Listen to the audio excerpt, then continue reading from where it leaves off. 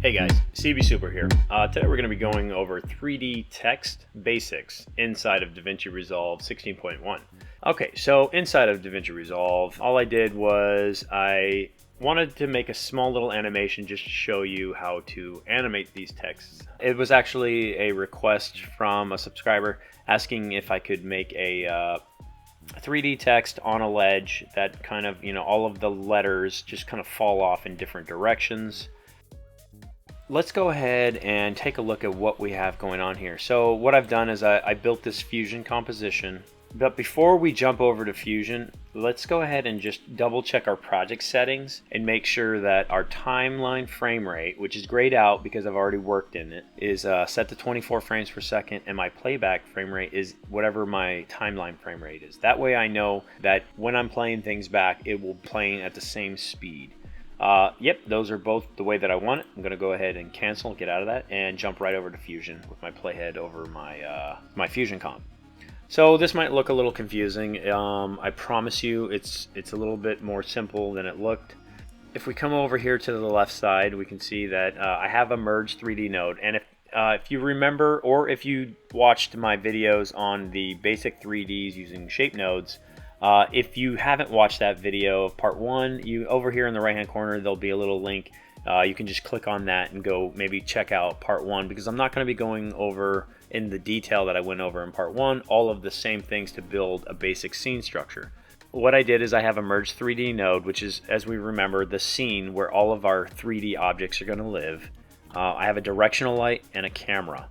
And then it just renders out into a 3D node. And remember, all that's doing is it's taking our 3D scene that the camera is seeing and it's rendering it out into a 2D image so that we can start compositing it in our 2D world. So each one of these, let me go ahead and get rid of the effects library and the inspector for right now. And I'm actually just going to bring up each one of these individuals just to kind of show you what it is that these are doing and the animation that is involved. So you can kind of see the keyframes down here in the timeline. That's showing you where things are actually animated. So if we remember, Option and hold down your middle mouse button or your mouse wheel will orbit, Command and scroll in and out on your mouse wheel will dolly in and out, and then just hold the middle mouse button or the mouse wheel down and you can pan left and right and up and down and whatnot. Alright, so that's moving around.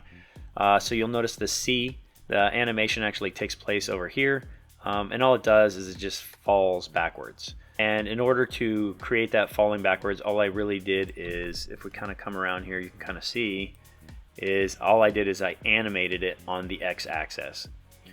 So if we double click on this and bring up the inspector, come over to the translation side, you'll notice that translation is animating, and that's because you'll see that it actually moves downward, right? So once we have to start translating it down on the z-axis, so it's going to move. We animated the rotate, and we left the pivot right where it's at on this one. Usually whenever you build a 3D object or a letter or anything like that, you're probably going to have to adjust this pivot center. And I'll show you how to do that. We'll recreate like one letter and animate it here in a few minutes. I just want to show you real quick, how everything works first. So that's pretty much that in a nutshell. And I'll show you how I mask that out in just a few minutes. Let's go to the B. All right, and so the B, all the B does is it basically does the same thing except for it goes forward and it falls downward. Let's go to the S. And the S starts animating over here. The S, again, just kind of falls forward. Pretty easy animation. It's just animating on, one or two axes. The U. So the U is when I actually had to change the pivot point. So by default, the pivot point is actually right here in the center. And you'll notice that I had to move the pivot point over to the left side because I wanted the U to kind of roll on its side and then fall over. I had to set the pivot point so that it would be in the right position for both of those animations. So you can see it rolls on and then it pivots and it falls down. Okay, so here's the P. So the P did something a little bit different. Again, I had to just kind of move the origin a little bit, and I started rotating it. And it's just kind of runs into the E here, and it pushes it back where the E falls backwards. And then the P just kind of sits there and lays there and just hangs out. E's pretty self-explanatory. E just falls backwards, kind of moves a little bit, rotates, gets pushed out of the way, and then falls backwards. But one thing about the E is that in order for it to fall back behind this scene, we had to mask it out. And for this one, because the P kind of dips down a little bit into the wall in front of it and then falls to a rest, so we actually had to animate that mask, and I'll show you how we did that in just a minute. And the R was actually really simple. All the R does is it just kind of spins around on its own axis, and then it translates along the Y axis, like as if it's being lifted up into the air. So one thing you have to do is you have to play around in the Spline Editor with the animation. So you can see there's only 2 keyframes here, and from these keyframes, it's a lot easier to just come in here and use the Spline Editor than it would be to have all of these individual keyframes in Animate. I know in animation school we did a lot of tweening, but I mean, you really don't have to, because as you can see, all you have to do is really simply just come in here into the Spline Editor. So it's in our text. We can come over to the our text, click on it. You'll notice, okay, so this is the translation from it moving up. Right, this is the position. So if I click off on the rotation, you'll see that it's no longer visible, and I can kind of look at what we did. And all we did is we made it start off kind of slow, and then it speeds up quick, and then it kind of slows down a little bit. That's as if it's like, you know, there's just a little bit of gravity. It's trying to fight gravity, and then once it starts moving, it kind of moves a little bit more quickly, as if, you know, like they turned up the power a little bit or something. And you have to do that. You're going to be living in this Spline Editor when you're animating things. That's just par for the course and part of, you know, being an animator. If you want to make believable animations, learn that Spline Editor. I'll have a class on using the Spline Editor later. I'm not going to get into it too much right now to make this video too long. If you come over onto the Render 3D, double click on it, and you come over here to the settings. There's a motion blur setting. Now I have the motion blur setting turned off right now because if I turn it on, it's going to slow my computer down and I won't be able to show you guys this stuff.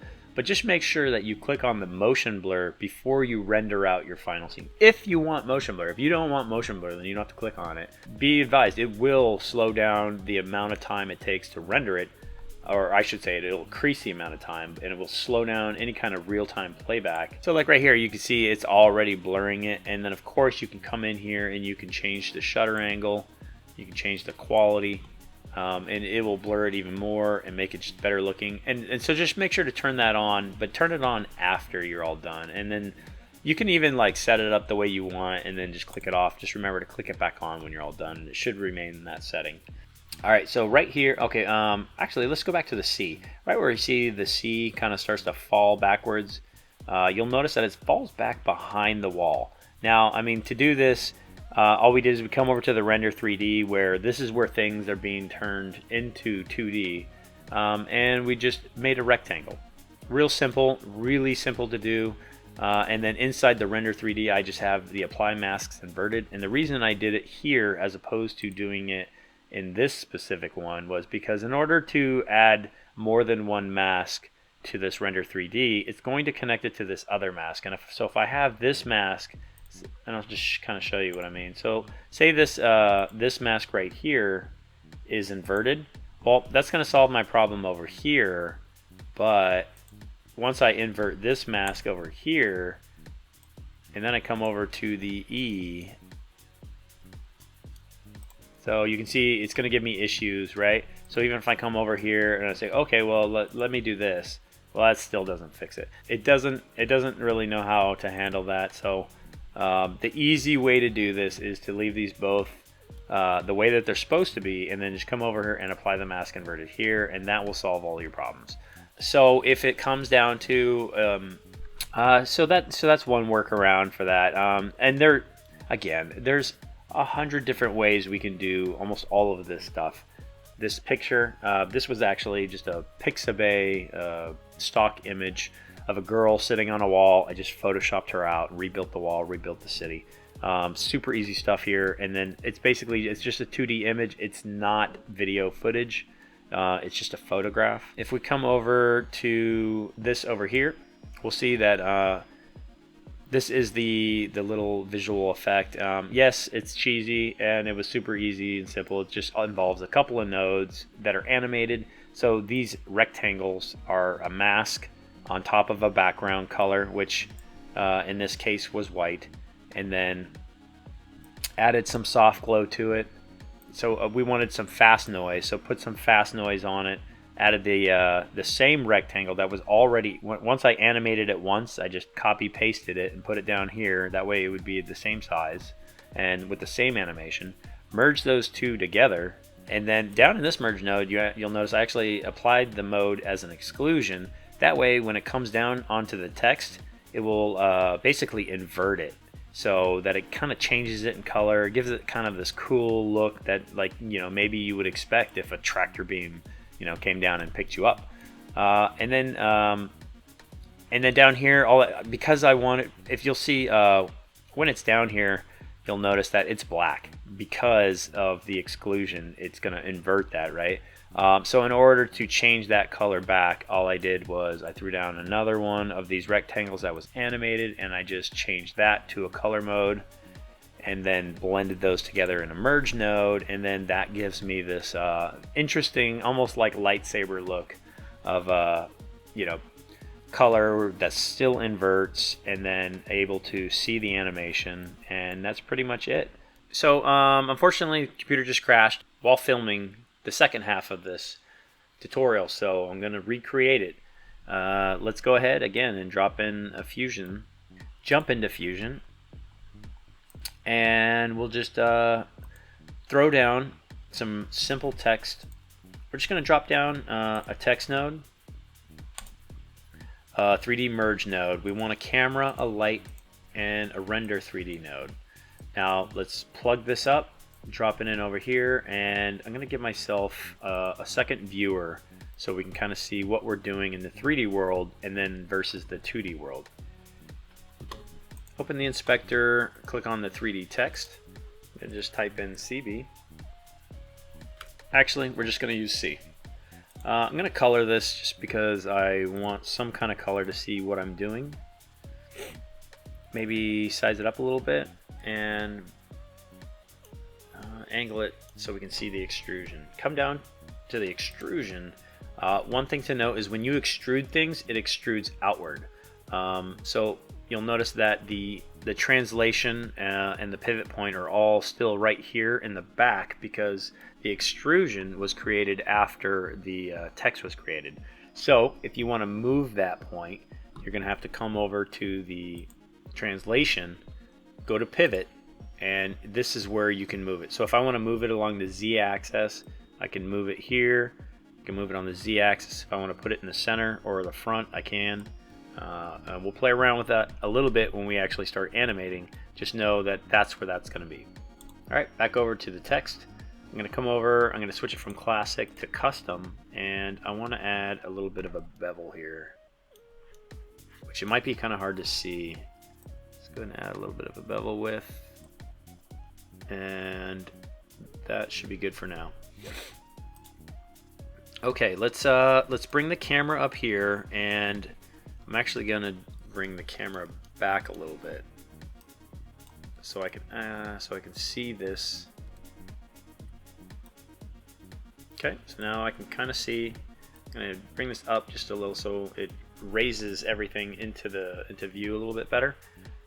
Our spotlight, which spotlight's fine. I think I use a directional light in the demo, and if you want to change this light out, you can. Just come over to the effects library, come over to tools, twirl it down, click on 3D. Actually, click on the 3D twirl down, and then click on light, and it'll give you a bunch of different light options. So you can use a point light, spotlight, directional light. I'm gonna show you how to use this spotlight real quick, and then but just know that if you use a directional light, it's just gonna be more like using a sun, if you will. But for right now, I'm just gonna use the spotlight. So when using a spotlight, it's kind of like when we're using a camera. We're probably gonna want to add some kind of target. So if you come over here to the translation where it says pivot, use target, click on that box, and what that does is that just creates a little box right there at the world origin. Now we can move our light and we can push it back a little bit, and you'll see that it's going to continue to point directly at wherever that box is. So it's not pointing at the letter just happens to be co-located with the box. So if that's the case, then awesome. But if it's not, you can move the box. Say if I move the box, you'll see it moves where the camera is pointed. Same with the camera. I can come over here and I can click on the camera, come over to the translation pivot, use target, click on that, and now that creates a box right there at the world origin. You'll notice it actually moved where my camera was looking. So in this case, I'm going to want to move this box up a little bit just to bring that letter back into the center of my frame. We have this rendered out over here on the right, and in between the render 3D and the media output, I'm going to come over to the media pool and I'm going to bring down this fixed wall image. I actually want to merge these two images, so I'm just going to merge them like so. And by merging the render 3D node on top of the media, it made the render 3D node the foreground and the media node the background. I like to put my backgrounds underneath. That's just a me thing. You guys do you, however you want to do. So if we look over here, we'll notice that our text node is kind of floating. So there's two ways I can fix this. I can either come into the text 3D node, I can move it down, which might be the preferred way to do things in some instances. In this instance, it makes a little bit more sense to actually adjust my camera. So you're not necessarily going to get adjusted where the camera is. You could adjust the camera where it is, but all that's going to do is it's going to adjust the angle for which the camera is looking at things. So you're actually going to adjust where the camera is pointed. So if we know that this moves it up and down in the frame, so if I want to move the angle up just a little bit, that will drop the letter down a little bit. And if I don't like the way that that's pointed, I can always say if I want to have that, so look, you'll notice the wall is just slightly angled. I can kind of angle this if I need to. I can change it up a little bit. I mean, sometimes you are better off moving the camera than you are moving the letters, because if we were to have more letters here, if I was to move one of these letters, I would have to move all the letters. And if I've already animated them, well, that would now become a keyframe in that animation. So just get used to kind of moving the camera around. It's just a slightly different way of thinking, but once you get used to it, it's pretty easy. All right, so text node. All right, so here we have the text node. One thing to note about the text node is that the only input you see here is the scene input. That doesn't really do us a whole lot of good if we want to put some kind of cool materials on it. You can click on this, shift space, type in replace. The first option up here is replace material 3D. Add that. This has a little green icon which says material input. You can put a material into this right here. So if we shift space and we type in blend, just as we did in the 3D Basics Part 1, now we can go ahead and load that up in there, and now we have all of the same options that we had in blend. One of those options which was nice also is if we wanted to maybe put some kind of material, we can load up a material into the blend. And now you'll see that it actually loaded up a material. Now this material has a very weird aspect ratio, so it doesn't look right. If you want to fix that, all you have to do is shift space, XF, transform it, size it up, and then that's going to make it larger. Granted, that's going to make everything larger. So ideally, when you're messing with these materials, you will have like a UV wrapped material that is specific for your actual character or your 3D image. So that's just a way to do it, to get around using whatever the colors is. You can add materials if you want. We're not going to add a material for this. I just want to show you that you do have options. We're going to leave it as a red color. That's fine for me. We have our scene set up the way we want. It looks fairly somewhat believable that it is on that wall. If we were doing this and say this was for a client, we would actually rebuild this wall and we would create 3D geometry. That way we could add shadows to it, maybe put an image plane and have shadows going onto it. But that's a little bit more advanced, and I think we'll take care of that in maybe a later 3D video part series. So, but for now, we're going to fake it because that's what we do. We're big fakers. And we're going to animate something really easily. So we're going to set up this 3D text node real quickly for animation. And in order to animate it, we're going to come over to the translation section. And first thing we need to do is adjust this pivot point. So like I said, the pivot points are by default, because they extrude outward, they're in the back. So for us, that actually works out well because we're going to have this fall backwards on the other side of the wall. So if I was to change this pivot point, which I want to change it on the Z, if I was to change this to the front and then I wanted to rotate it back on the x-axis, you'll notice that it kind of rotates counterintuitively to what you would think. It's rotating, you know, on the front edge. So I mean, that would be good maybe if we wanted to rotate it forward to fall over the wall. But because we're rotating it backwards, we're actually going to want to leave it right where it was, which was in the back edge. So let's go to the very first frame. We know we're going to rotate it, so we're just going to, it's easy just to kind of click on all of these, because sometimes when you start rotating it, you know, you might not know exactly which angle you're going to use. So if I just come to say 10 frames, maybe I want to rotate this back on the x-axis. And now I can come through and I can look at, okay, well, from frame 1 to 10, it rotates backwards. Well, right about here, I'm probably going to imagine that it would start falling.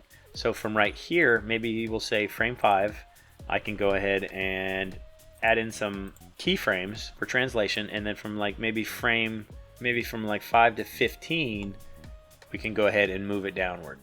And it just has to move out of frame. It doesn't necessarily have to move all the way down, because we're going to mask it out so you'll be able to see it. So now we have just a simple animation of it falling off the wall. But, you know, of course we can see it through the wall, so that's not going to work. As we showed in the first part of the video, come to the Render 3D node and just create a simple mask. Two different ways we can do this, as we explained last time, right, is you can have it take place inside of this mask, and that'll work. It might not be the best, and that looks believable. Looks like it's falling off the back end of the wall. We can also bring the mask down to maybe right about here. Let's bring it over just a little bit. And I can just either invert this mask, does the same thing pretty much, or if I have multiple masks, which is more likely, I'm going to want to invert on the Render 3D node. I'm going to want to come over to the settings and then apply mask inverted. Alright, that looks amazing. Okay, so we've done that. Conversely, if I'm not happy with the way that that's working out, maybe I want a little bit more detail in the wall itself. Let's come over here and we'll use this polygon tool. And maybe zoom in just a little bit. And now I'm just creating points in the wall. So the fewer points, you know, sometimes the better, because it'll be a little bit easier to animate later on. But it's really up to you. Because in the render node, we had already put that we want the mask to be inverted. We don't necessarily have to do much. And now you notice it does the same thing. So it's really two different ways to do the exact same thing. It's just maybe one will give you a little bit more control than the other. One nice thing is this can be animated over time. As the square, you know, the rectangle can also be animated over time. It's just you're going to have less control over the actual shape of it. All right, so that looks pretty good. One other thing that I didn't really talk about too much is in this Render 3DI node, you'll notice there is no motion blur in any of this, and we also need to activate all of our lighting. So if we come over here to the left, turn the camera on to 3D1, enable your lighting and shadows, even though we're not really using shadows right now. This is just going to be, it's like a ray tracing shadows where it would be casting shadows onto another object. We can show how we would do that in a later video. So inside of DaVinci Resolve, it's really easy to get 3D motion blur. All you have to do is come over to the settings and click in this motion blur box. I know we're used to it being in a merge node, but unfortunately, if you go into this merge node and you try to do motion blur, because it's already been rendered into 2D back here, it's not going to affect it. So in the Render 3D node, motion blur, all of the settings are pretty much the same. You can turn quality up. If you want to maybe make more motion blur, you can by just affecting the shutter angle. I usually leave these other two pretty much as is. One thing to note is that motion blur will drastically slow down your playback, and it will have to compute. So one thing I would recommend is getting all your animations finalized before turning on motion blur, and then leave motion blur off while you're adjusting animations. I'm gonna go ahead and save this project because it already crashed when I got to this point on the last video. So that's pretty much it. There's a few more things we could talk about, but to be honest, they're really just different variations of what I've done here. So maybe we'll just turn on this final motion blur, and then we'll come over here, let it cache out, and then take a look and see what it looks like. All right, so one thing we'll notice is that this looks blurry, and that is because motion blur is being calculated because there was movement on the very first frame. We started our animation on the very first frame, which generally I wouldn't normally do. Normally I'd give it at least 5 frames just to have a buffer in there so that any motion blur would not be calculated. But that's something, to take into account. If you're going to do your animation, just be sure to, just know that you may have to adjust. So that's pretty much it for me. We've kind of shown how we did some of this anim. Oh, you know what? There's one thing we forgot to talk about, and that is the Spline Editor. Let's jump back in here real quick. All right, so this is the keyframe editor. Let's jump into the Spline Editor. Get rid of the inspector, and I'll show you how to get just slightly different.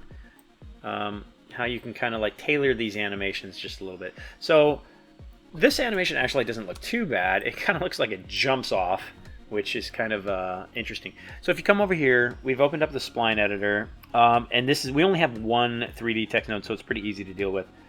We click on this, you'll see, oh my god, there's a bunch of these different ones, but we know that we want to animate we don't necessarily want to start with any of these offsets, which is going to be your translations. So we'll just get rid of those, and we're only rotating on the x-axis, so let's just leave the x-axis in there.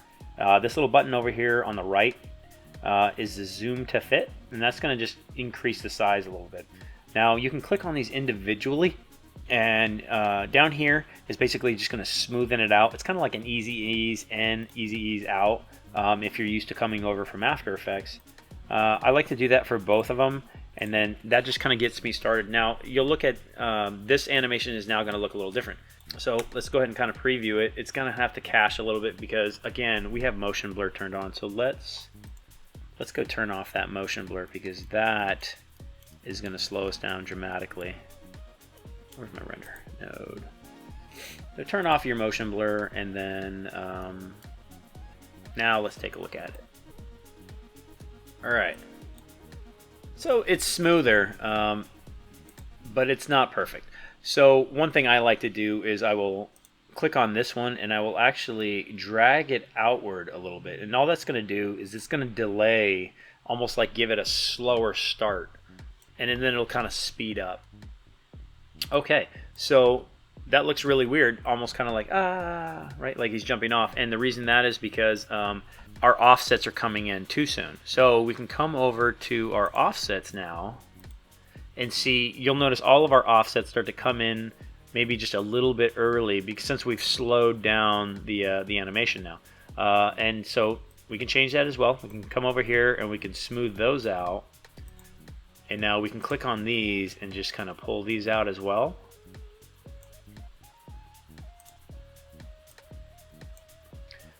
So we already adjusted the x-axis offset, so now we can adjust these other ones as well.